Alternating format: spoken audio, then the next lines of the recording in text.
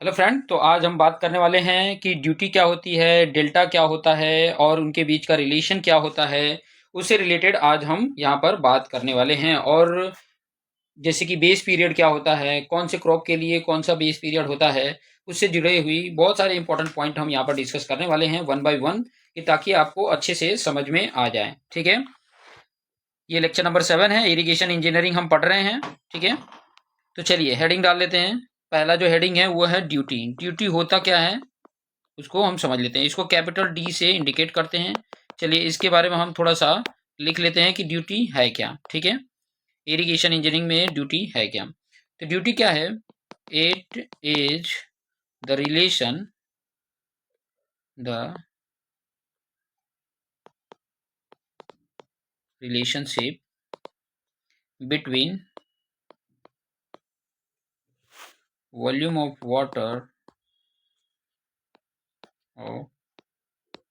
Water available to the area that can be that can be irrigated for a particular crop। Particular crop के लिए, particular crop, ठीक है, particular crop के लिए जो irrigated area में वॉल्यूम ऑफ वाटर अवेलेबल कराते हैं, उनके बीच के रिलेशन को, कौन से किसके बीच के रिलेशन हो? Volume of water available to the area that can be irrigated for a particular crop, उसी को बोला जाता है ड्यूटी। और अगर एक और डेफिनेशन अगर यहाँ पर लिखना चाहें कि ताकि आपको अच्छे से समझ में आ जाए, वो क्या है? एक और डेफिनेशन लिखना चाहें तो लिख सकते हैं the area which can be irrigated, which can be irrigated by 1 cumec का मतलब समझ रहे हैं, मीटर क्यूब पर सेकेंड ऑफ डिस्चार्ज। डिस्चार्ज का यूनिट भी होता है cumec.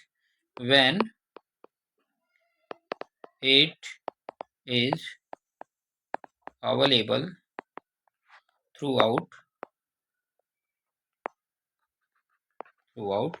Base period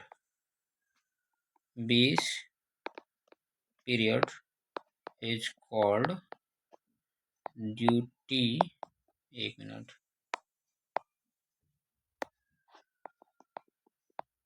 duty of crop. समझ में आ गया?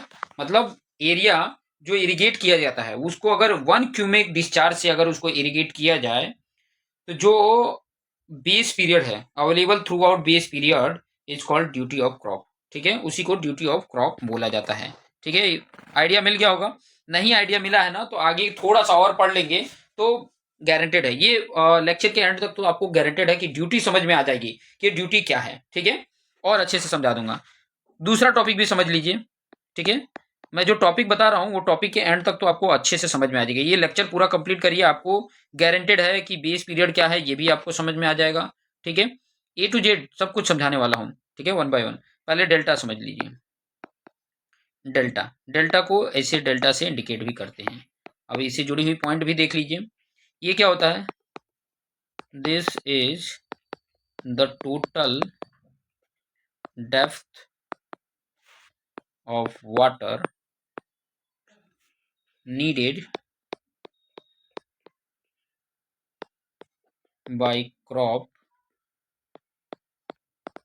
during entire base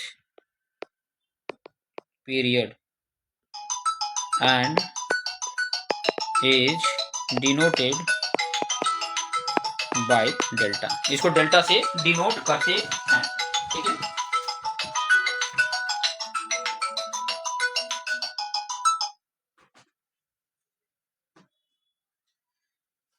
आइडिया मिल गया होगा। ठीक है, डेल्टा किसको बोलते हैं? कि total depth of water needed bye a crop. ठीक है, क्रॉप को कितने डेप्थ ऑफ वाटर की जरूरत होती है पूरे इंटायर बेस पीरियड में। ठीक है, पूरे बेस पीरियड में कितने डेप्थ ऑफ वाटर की जरूरत होती है उसी को बोलते हैं डेल्टा। ठीक है, डेल्टा आइडिया मिल गया होगा, उसको डेल्टा से डिनोट करते हैं। अब एक क्वेश्चन थोड़ा सा लिखते हैं, ये क्वेश्चन मैं लिख रहा हूँ, थोड़ा आइडिया मिले आपको क्वेश्चन क्या है, उसके बेस पे हम समझने की कोशिश करेंगे। ठीक है, उसके बेस पे हम समझने की कोशिश करेंगे। क्या है question? If 10 centimetre depth of water, देखिए, is required for each watering of rice, ठीक है, and there are 12 such watering total depth of water delta required is, ठीक है। अब ये बताना है, ठीक है। अब देखो थोड़ा सा मैं आपको समझा दूं, एक और बात हो रही है ना कि बेस पीरियड क्या होता है, तो बेस पीरियड के बेस पे भी मैं थोड़ा सा आपको गाइडलाइन कर दूं, यहाँ साइड में मैं बता देता हूँ, ठीक है, ताकि आपको आइडिया मिल जाए। ठीक है, साइड में बेस पीरियड बता देता हूँ कि ताकि आपको अच्छी तरीके से समझ में आ जाए कि बेस पीरियड किसको बोलते हैं। ठीक है, अब यहाँ पर देखिए, ये लाइन के बेस पे मैं समझा रहा हूँ। यहाँ पर आप क्या करते हो? सोइंग करते हो। सोइंग मतलब समझ रहे हो, बीज का रोपण करते हैं। और मैं यहाँ पर हार्वेस्टिंग कर रहा हूँ। क्या कर रहा हूँ? हार्वेस्टिंग, समझ रहे हो, क्रॉप को काट कर रहा हूँ, काट के और फसल को निकाल रहा हूँ। ठीक है, यहाँ पर मैं ये सोइंग करने से पहले यहाँ पर फर्स्ट वाटरिंग करता हूँ। पहली जो पानी देते हैं, कब? ये बीज बोने से पहले। ठीक है, और ये हार्वेस्टिंग से पहले जो मैं, वो लास्ट वाटरिंग होता है, लास्ट वाटरिंग देते हैं। ठीक है, तो ये जो फर्स्ट वाटरिंग और ये जो लास्ट वाटरिंग होता है, इनके बीच के समय को ही बोला जाता है बेस पीरियड। आइडिया मिल गया? Base period. और ये सोइंग और प्लस हार्वेस्टिंग के बीच के पीरियड को बोला जाता है क्रॉप पीरियड। कई बार क्रॉप पीरियड को ही हम बेस पीरियड ले लेते हैं, कई बार जो क्रॉप पीरियड है उसी को हम बेस पीरियड भी मान लेते हैं। मैक्सिमम क्या होता है कि क्रॉप पीरियड ज्यादा होता है, मैक्सिमम देखेंगे तो क्रॉप पीरियड क्या होता है? ज्यादा ही होता है। ठीक है, अब इसको मैं इसका डिटेल में मैं लिख दूंगा, ठीक है, डेफिनेशन लिख दूंगा। क्रॉप पीरियड और बेस पीरियड यहाँ पे समझ में आ गया कि जो जब हम बोते हैं और जब हम उसको काटते हैं तो उनके बीच के समय को ही क्रॉप पीरियड बोलते हैं। जब हम पहली वाटरिंग देते हैं, कब? बीज बोने से पहले और बीज के काटने से पहले जो पानी देते हैं, इनके बीच के समय को बेस पीरियड बोलते हैं। समझ में आ गया हो? अब चलिए क्वेश्चन को देख लेते हैं। ये क्वेश्चन आपके सामने है और ये क्वेश्चन में क्या दिया है? If 10 centimetre depth of water is required, 10 centimetre water की जरूरत थी। ठीक है, समझ रहे हो, 10 सेंटीमीटर जरूरत थी। और ये कितनी बार दिया गया? बता रहा है कि 12 सच वाटरिंग, देयर आर 12 बार, मतलब 12 वाटरिंग किया गया है और 10 सेंटीमीटर तक हर बार किया गया है। और कितनी बार किया गया? 12 टाइम किया गया है। तो इसका जो डेल्टा होता है, इसका जो सोल्यूशन में डेल्टा होगा, वो आपका ये जो 10 किया गया है और कितनी बार किया है? 12 बार किया गया है। ठीक है, तो इसका आपका आ जाता है 120 सेंटीमीटर डेप्थ। ये आ जाता है कि इतना डेप्थ टोटल बेस पीरियड में, इतना हमने डेप्थ ऑफ वाटर क्या किया है? इतना डेप्थ ऑफ वाटर हमने पानी वाटरिंग दिया है। तो इसका डेल्टा इस तरीके से फाइंड आउट हो जाता है। अब थोड़ा सा मैं ना अलग अलग क्रॉप के लिए अलग अलग ड्यूटी होती है और अलग अलग उसका डेल्टा होता है, वो थोड़ा सा मैं आपको बता देता हूँ कि ताकि आपको आइडिया रहे। ठीक है, चलिए मैं बता देता हूँ ताकि हमें आइडिया रहे। ठीक है,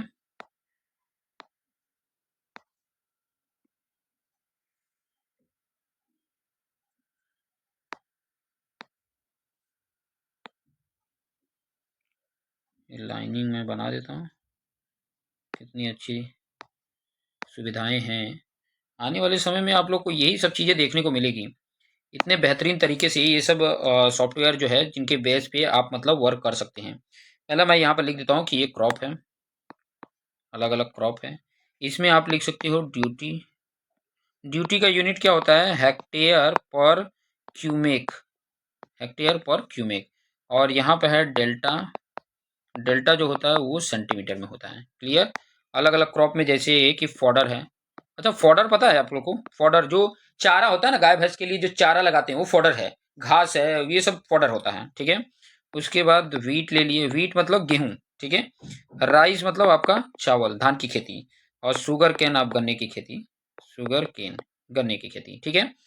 इसकी जो ड्यूटी होती है फॉडर की, वो 2000 हेक्टेयर पर क्यूमिक, मतलब 2000 हेक्टेयर का डिस्चार्ज ये 1 क्यूमेक के हिसाब से देंगे तो 2000 हेक्टेयर होगा। इसका होता है 1700 वीट का। राइस का 775 होता है। और 730 ये होता है, ठीक है। जिसको ज्यादा पानी की जरूरत होती है ना, उसका ड्यूटी कम होता है, ये भी ध्यान रखिएगा, ठीक है।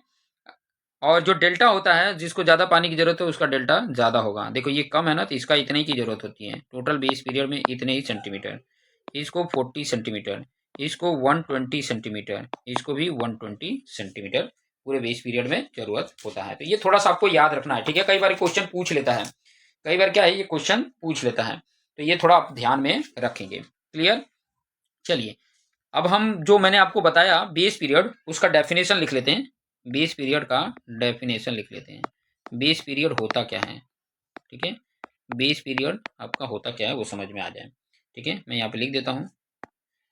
It is a time period, it is time period for which watering is applied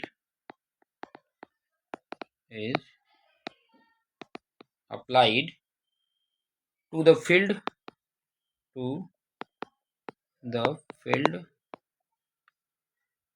It start from first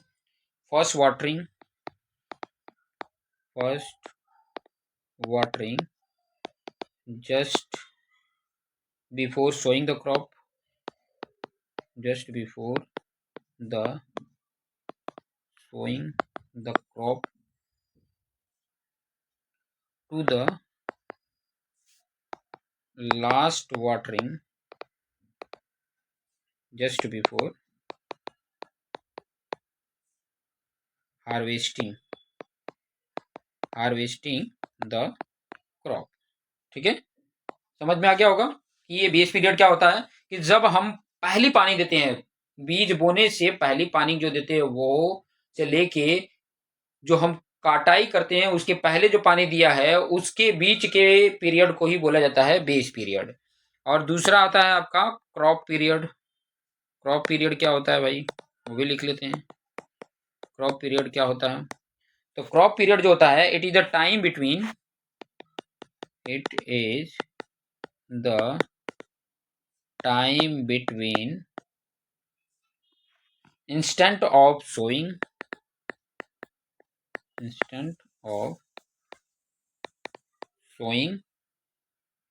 of crop to harvesting is called crop period, ठीक है।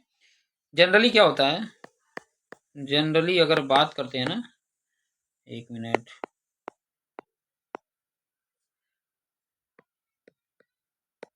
जनरली क्या होता है, क्रॉप पीरियड जो होता है,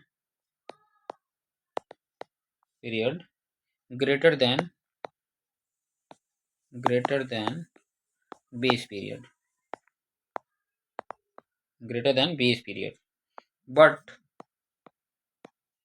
for all practical purpose, for all practical purpose, crop period, ध्यान देना, crop period equal to base period, ये ध्यान देना। प्रैक्टिकल पर्पज में क्रॉप पीरियड जो होता है वही हमारा बेस पीरियड होता है। ये चीजें हमें ध्यान में रखनी है, ठीक है, ताकि हमें आइडिया मिल सके। क्लियर, आइडिया मिल गया होगा, ठीक है। अब बात करते हैं कि कौन कौन से फैक्टर हैं जो अफेक्ट करते हैं ड्यूटी को। कौन कौन से फैक्टर हैं जो अफेक्ट करते हैं ड्यूटी को। ड्यूटी समझ में आ गया कि नहीं आ गया, ड्यूटी समझ में आ गया होगा, आइडिया मिल गया होगा, ठीक है।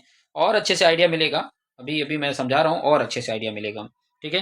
पहले फैक्टर समझ लीजिए कि कौन कौन से फैक्टर हैं जो अफेक्ट करते हैं ड्यूटी को। फैक्टर्स अफेक्टिंग, हालांकि मुझे लग रहा है कि उसके जो यूनिट है उससे आइडिया मिल जाएगा, हेक्टेयर पर क्यूमेक, ठीक है। हेक्टेयर, 1 हेक्टेयर एरिया को इरिगेट करने के लिए कितने, 1 क्यूमेक का अगर डिस्चार्ज किया जाता है तो उसको बोला जाता है एक, उसको क्या बोला जाता है, एक ड्यूटी बोली जाती है, उसको बोला जाता है एक ड्यूटी। चलिए कोई नहीं, आप अगर समझ गए तो ठीक है, नहीं तो बाकी आगे आइडिया मिल जाएगा। क्या होता है, कौन कौन से फैक्टर है जो अफेक्ट करते हैं ड्यूटी को, तो पहला है टाइप ऑफ क्रॉप, अलग अलग क्रॉप्स के लिए अलग अलग उसकी ड्यूटी होती है, ठीक है। समझ में आ रहा है, जिसको कम पानी की जरूरत होती है उसकी ड्यूटी ज़्यादा होती है, जिसको ज़्यादा पानी की जरूरत होता है उसकी ड्यूटी क्या होती है, कम होती है, ये थोड़ा ध्यान रखना। दूसरा बात बोलूँगा, बेस पीरियड के ऊपर डिपेंड करता है, बेस पीरियड के ऊपर डिपेंड करता है। तीसरा अगर मैं बात बोलूँ, method and system of irrigation, कौन से मेथड से आप इरिगेट कर रहे हो, या आपका इरिगेट करने का तरीका क्या है, उसके ऊपर डिपेंड है, ठीक है। चौथे की बात करूं कि सॉइल कैसी है, टाइप्स ऑफ सॉइल, उसके ऊपर भी डिपेंड करता है, ठीक है। ड्यूटी की अगर बात करूं कि time of frequency, time of frequency of irrigation, इसकी बात हो रहा है, कितने टाइम के बाद, मतलब कितने फ्रीक्वेंसी पे इरिगेट कर रहे हैं उसके ऊपर भी डिपेंड करता है। नेचर ऑफ ग्राउंड के ऊपर भी डिपेंड करता है, नेचर ऑफ ग्राउंड के ऊपर भी डिपेंड करता है। क्लाइमेट कंडीशन वहाँ का कैसा है उसके ऊपर भी डिपेंड करता है, क्लाइमेट कंडीशन के ऊपर भी डिपेंड करता है। नेक्स्ट है quality of water, quality of water के ऊपर भी डिपेंड करता है, ठीक है। तो ये सारे फैक्टर हैं जो ड्यूटी को अफेक्ट करते हैं। अब हम आगे देखने वाले हैं relation between duty and delta, ये बहुत इंपॉर्टेंट है, इसी के बेस पे न्यूमेरिकल भी पूछे जाते हैं, तो ये थोड़ा सा ध्यान रखेंगे। मैं क्या बताने वाला हूं, रिलेशनशिप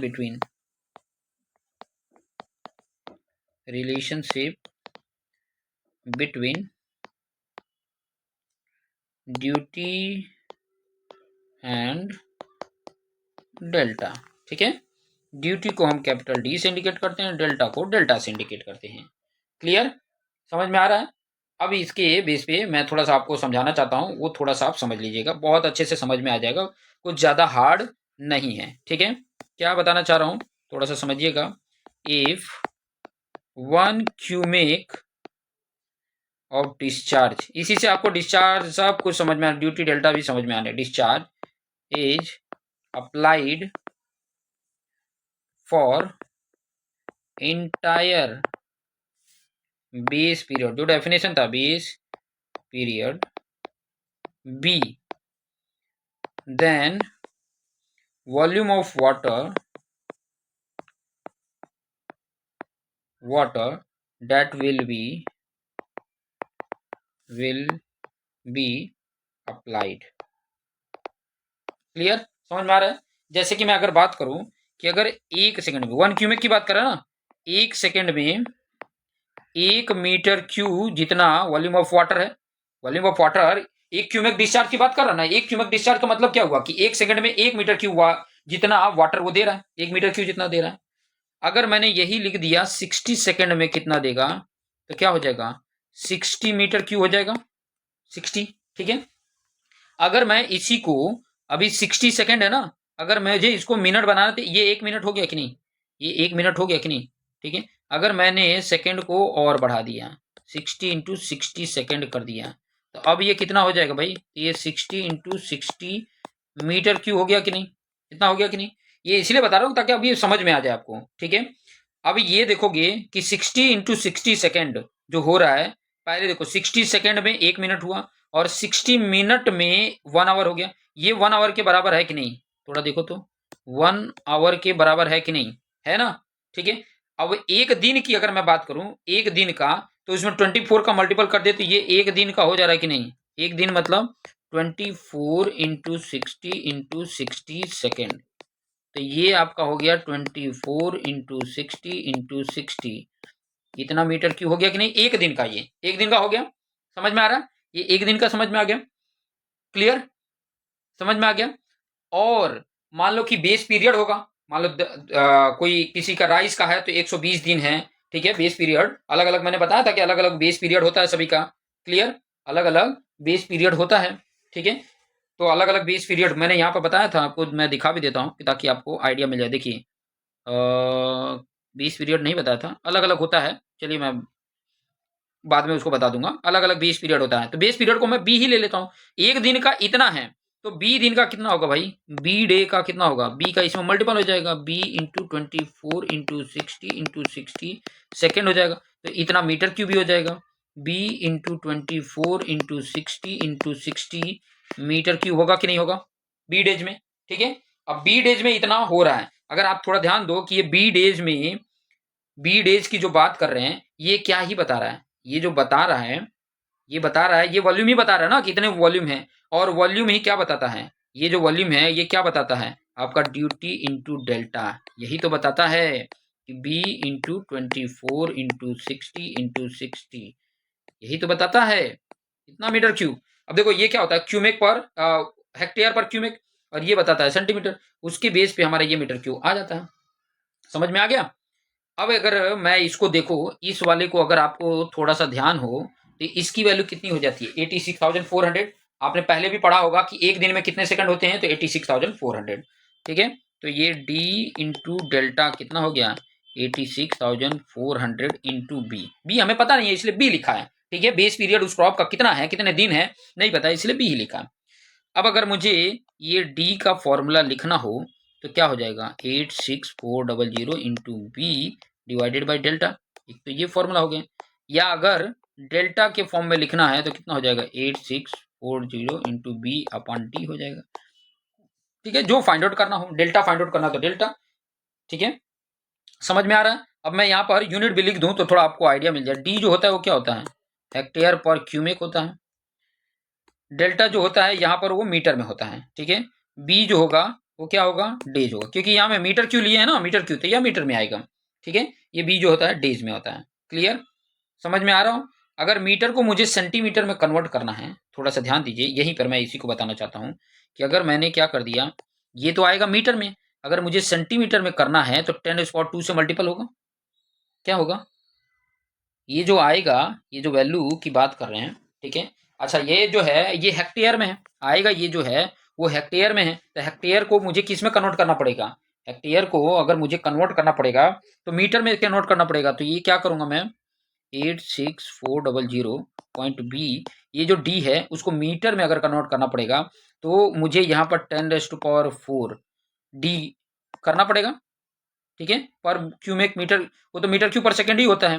हेक्टेयर क्या हो जाता है, अभी इसी को मैं थोड़ा सा समझाऊं यहाँ पर, हेक्टेयर को अगर मीटर क्यू में करना पड़ेगा तो 10⁻4 मीटर स्क्वायर अपन क्यूमेक को क्या होगा, मीटर क्यू पर सेकंड होगा, ठीक है, यही होगा। इससे इससे कैंसिल करोगे तो एक मीटर आएगा, ये ऊपर सेकंड में चला जाएगा, सेकंड अपन मीटर भी हो जाएगा। बट ये जानो ना यहाँ पर 10⁻4 आ रहा है, और 10⁻4 यहाँ पर डिवाइड करोगे तो डेल्टा की वैल्यू कितनी आ जाएगी, 8.64 बी अपन डी। अब ये मीटर में आया, मीटर में आया, अब ये आया किसमें, मीटर में। अगर मुझे इसको सेंटीमीटर में करना है तो क्या करना पड़ेगा, 8.64 इंटू 10⁻² हो जाएगा बी अपन डी। अब ये अगर हो जाता है तो कितना हो जा रहा है, इसमें मल्टीपल करोगे तो 864 इंटू बी अपन डी, ये हमारा सेंटीमीटर में आ जा रहा है। इसकी वैल्यू किस में आएगी, सेंटीमीटर में आएगी। तो ये काफी फेमस है, 864 इंटू बी अपन डी। अगर डेल्टा फाइंड आउट करना है कि कितने सेंटीमीटर उसको पानी की जरूरत पड़ेगी, कितने सेंटीमीटर पूरे पीरियड में, हाँ पूरे बेस पीरियड में, ठीक है। अगर फ्रीक्वेंसी पता है तो टाइम इंटरवल के अकॉर्डिंग इतने इतने सेंटीमीटर देंगे, क्लियर। तो ये आपको आइडिया मिल जाएगा डेल्टा कि पूरे बेस पीरियड में कितना उसको पानी देने की जरूरत है, ये हमें आइडिया मिल गया, डेल्टा, क्लियर। इससे आपको आइडिया मिल गया होगा कि पूरे बेस पीरियड में कितने ड्यूटी हम प्रोवाइड करें कि जिसकी वजह से हमें ये डेल्टा मिल सके। आइडिया मिल गया, ये फॉर्मूला याद रहेगा, ये फॉर्मूला हमें अच्छे से याद कर लेना है, ये फॉर्मूला हमें अच्छे से याद कर लेना है। 864 into B divided by P D जो होता है वो डेल्टा होता है, ठीक है। अब क्या होता है, ड्यूटी जो होती है वो डिफरेंट प्लेसेस पे डिफरेंट होती है, डिफरेंट प्लेसेस पे क्या होती है, ड्यूटी जो होती है वो डिफरेंट प्लेसेस पे डिफरेंट होती है। अब उसको अच्छे से समझ लीजिए, अच्छे से समझेंगे तो आइडिया मिल जाएगा। मैं यहाँ पे बना भी देता हूँ, ठीक है। एक मान लीजिए कि ये रिवर आपका फ्लो हो रहा है, क्या हो रहा है, ये रिवर फ्लो हो रहा है, ये रिवर फ्लो हो रहा है, ठीक है। और यहाँ पर हमने एक क्रॉस रेगुलेटर लगा दिया है, यहाँ पर हमने क्या लगा दिया, एक क्रॉस रेगुलेटर लगा दिया है, क्रॉस रेगुलेटर लगा दिया है, ठीक है। ये आपका क्या है, रिवर है, ये क्या है आपका, रिवर बोलो या तो स्ट्रीम बोलो, ओके।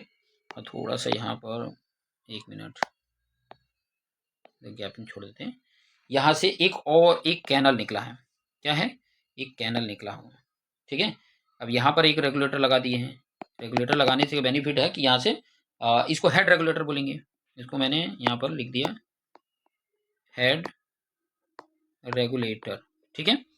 फिर एक और यहाँ से कैनल मैंने निकाल दिया, यहाँ से लेटरल कैनल निकाल दिया, ठीक है, एक लेटरल कैनल हमने निकाल दिया। फिर एक और मैंने यहाँ पर कैनल निकाल दिया, एक और कैनल निकाला, ठीक है। और यहाँ पर लेके हमने क्या कर दिया, ये मेरा फील्ड है, ये मेरा क्या है, फील्ड है, ठीक है। अब देखिए थोड़ा सा आपको इसको समझा देता हूँ। एक तो आपका ये रिवर था, ये आपका रिवर है, ठीक है। फिर उसके बाद से पानी इधर जा रहा है, फिर इधर जा रहा है, फिर इधर जा रहा है ये रिवर में, ठीक है। फिर उसके बाद से यहाँ जा रहा है और यहाँ जा रहा है, फिर बाद में यहाँ पर फील्ड में आ जा रहा है, ठीक है। मैं थोड़ा सा कलर लेके आपको समझा देता हूँ कि वाटर इस तरफ आ रहा है, फिर बाद में इधर जा रहा है, इधर से इधर चला जा रहा है, फिर यहाँ पर आया, फिर यहाँ पर गया, फिर उसके बाद यहाँ पर आ जाता है, ठीक है। इस तरीके से हमारा पानी आ रहा है, ठीक है, क्लियर। अब यहाँ पर देखो ये मेन कैनाल है, इसको बोलेंगे मेन कैनाल, ये मेन कैनाल है। फिर उसके बाद से ये माइनर कैनाल है, माइनर कैनाल, ठीक है। और यहाँ पर ये डिस्चार्ज हो रहा है, ठीक है। और ये वाटर कोर्स है। अब यहाँ पर थोड़ा नंबरिंग मैं दे देता हूँ अलग से। यहाँ पर पहला है ये कैनल पे, ये फर्स्ट नंबर, फिर दूसरा यहाँ से डिस्चार्ज हो रहा है, तीसरा यहाँ से डिस्चार्ज हो रहा है, ठीक है, देख रहे हैं। तीसरा ये तो मेन आ ही रहा है, यहाँ पर आपका तीसरा हो गया, यहाँ पर आपका चौथा हो गया, क्लियर। इस तरीके से हमारा डिस्चार्ज आ रहा है, ठीक है। आप थोड़ा समझते हैं बात को, यहाँ पर समझते हैं, एक एक पॉइंट को यहाँ पर अच्छी तरीके से समझते हैं, ठीक है। देख रहे हैं ना रिवर का पानी किस तरीके से कैनाल टू कैनाल हमारे फील्ड तक पानी पहुंच रहा है, ठीक है। इससे जुड़ी हुई बहुत इंपॉर्टेंट पॉइंट यहाँ पे समझने वाले हैं। पहला जो अगर रेगुलेटर की बात करेंगे तो वहां पे देखिए, वहां की जो ड्यूटी है, duty at the head, eight the head of main canal is known as a gross quantity, is known as gross quantity, ठीक है। ग्रॉस क्वांटिटी का मतलब क्या हो गया कि वहां से जो हमारी ड्यूटी आ रही है वो है हमारी ग्रॉस क्वांटिटी, ठीक है। ग्रॉस क्वांटिटी समझ में आ रहा है ना, ग्रॉस क्वांटिटी है, ठीक है। वहां से जो हमारी पानी चल रही है, वाटर को डिस्चार्ज किया जा रहा है, वो हमारी ग्रॉस क्वांटिटी होगी। दूसरा जो मैंने नंबर डाला था वो क्या है, duty at the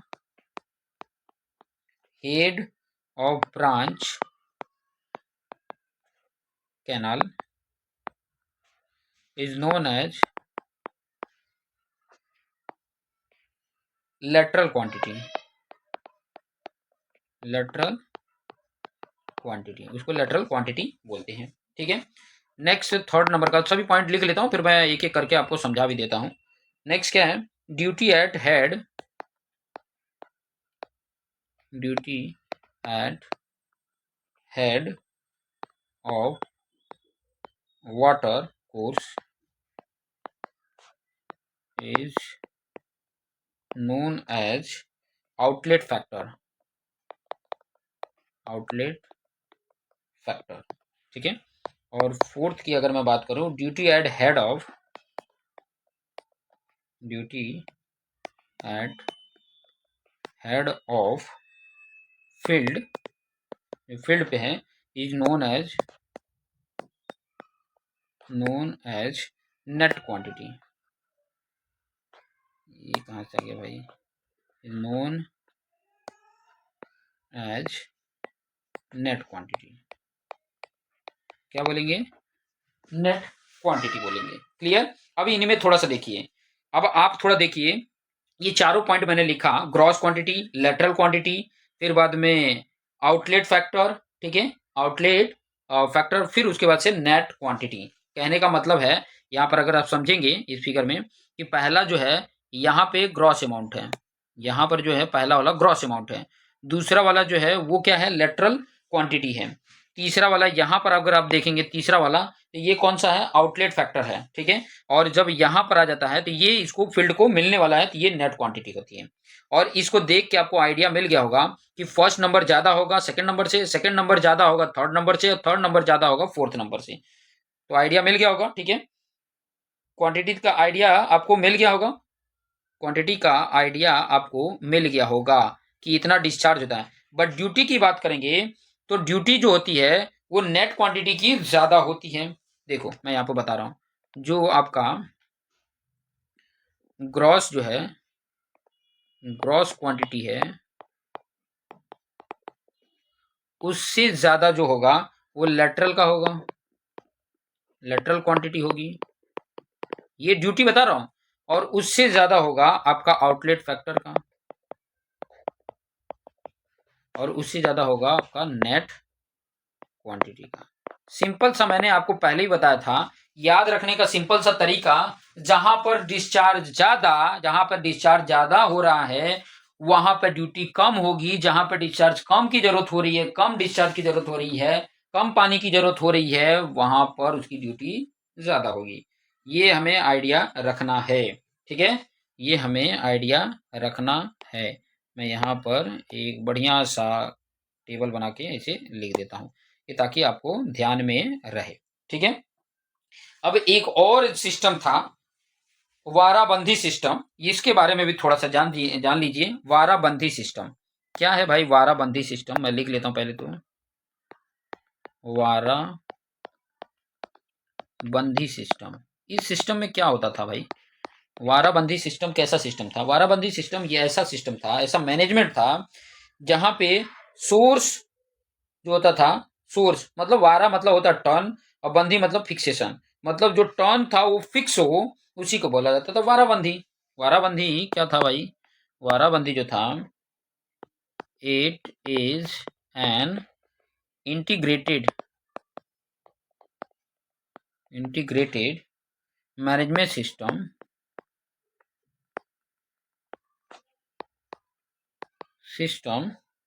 from source.